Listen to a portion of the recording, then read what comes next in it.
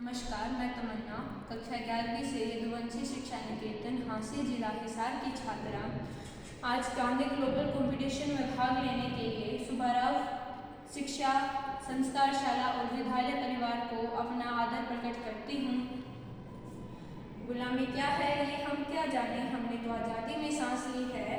गुलामी क्या है ये तो वही बता पाएंगे जिन्होंने आज़ादी के लिए कुर्बानी दी है। आज हम आज़ाद भारत में सांस लेते हैं क्योंकि हमारा देश 15 अगस्त 1947 को आज़ाद हो गया था। हमारे देश को आज़ाद कराने के लिए न जाने कितने क्रांतिकारियों ने अपने जीवन को न्यौछावर कर दिया। हालांकि ये लोग दो अलग अलग विचारधाराओं में बटे हुए थे। एक वो जो ताकत के बल पर हमारे देश को आज़ाद कराना चाहते थे, एक वो जो शांतिपूर्वक हिंसा के मार्ग पर चलकर हमारे देश को आज़ाद कराना चाहते थे। इन्हीं अहिंसकवादी लोगों में थे हमारे राष्ट्रपिता कहे जाने वाले मोहनदास करमचंद। मोहनदास करमचंद का जन्म 2 अक्टूबर 1869 को हुआ गुजरात के पोरबंदर शहर में। उनके पिता का नाम करमचंद गांधी था, उनकी माता का नाम पुतलीबाई था।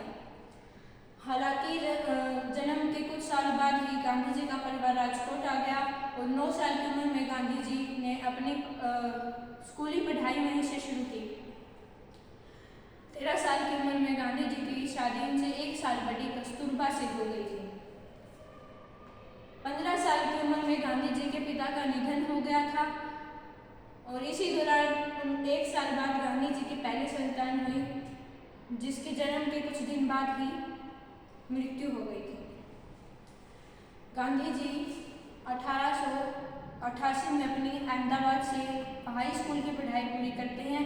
कॉलेज की पढ़ाई पूरी करने के बाद मौजूद अभय जोशी की सलाह पर वो लंदन 4 सितंबर 1888 में लॉ की पढ़ाई के लिए जाते हैं।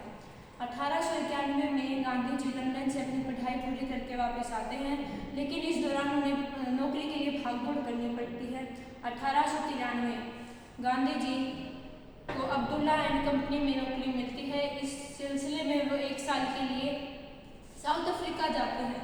वहाँ पे उन्हें भेदभाव और आदि समस्याओं का सामना करना पड़ा। 1 साल के अलावा उन्हें 20 साल वहाँ पे बिताने पड़ते हैं। लोगों की वो मदद करते हैं, आंदोलन चलाते हैं उनके हक के लिए। इस दौरान उन्होंने नटाल इंडियन कांग्रेस की वहाँ पे स्थापना की। As a civil right activator के रूप में अपनी पहचान बनाई। यहाँ हमारे इंडियन नेशनल कांग्रेस के उच्च अध्यक्ष गोपाल कृष्ण गोखले ने गांधी जी से संपर्क किया और अपने वतन भारत आने को कहा कि वो अपने देश की आज़ादी के लिए लड़े। 9 जनवरी 1915 में गांधी जी अपने वतन भारत वापस आते हैं।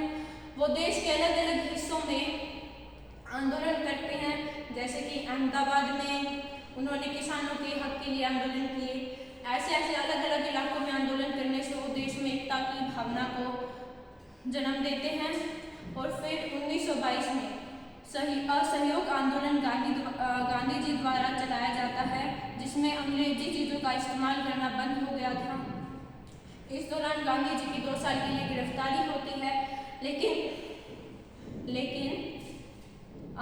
लोगों के अंदर जगी आग चिंगारी जो लोगों के अंदर थे अपने देश को आज़ाद कराने की, उन्हें अंग्रेज नहीं मिटा पाते।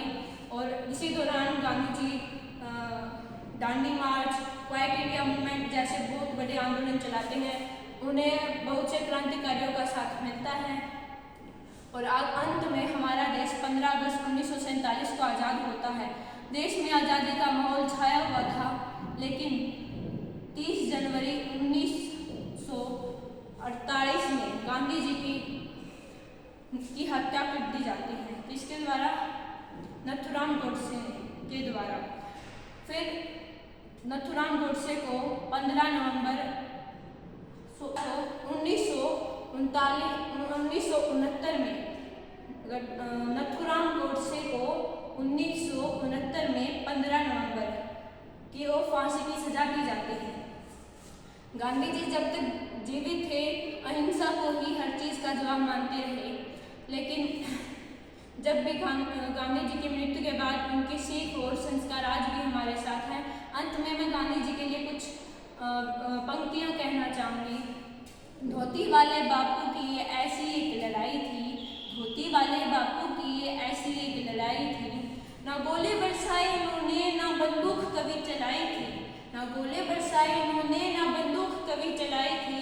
सत्य अहिंसा के मार्ग से अंग्रेजों को धूल चटाई थी, सत्य अहिंसा के मार्ग पर चलकर अंग्रेजों को धूल चटाई थी। भारत माता की शान हम सब का अभिमान, भारत माता की शान हम सब का अभिमान, आने वाली पीढ़ी के लिए गांधी के वचन वरदान, आने वाली पीढ़ी के लिए गांधी के वचन वरदान। सीधा साधा भेष था उनका, सीधा साधा भेष था उनका, ना कोई अभिमान, सीधा साधा भेष था उनका, ना कोई अभिमान। धोती वाले बापू की शान, खादी धोती पहने की बापू की शान।